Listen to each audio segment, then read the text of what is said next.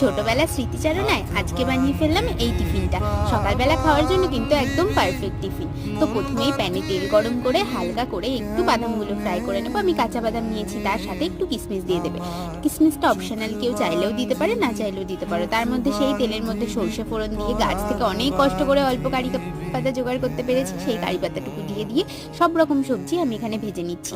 তোমরা চাইলে কিন্তু পেঁয়াজ ইউজ করতে পারো, আমি যেহেতু পুরোটাই ভেজ বানাচ্ছি তাই আজকে সব রকম সবজি দিয়েই বানাবো।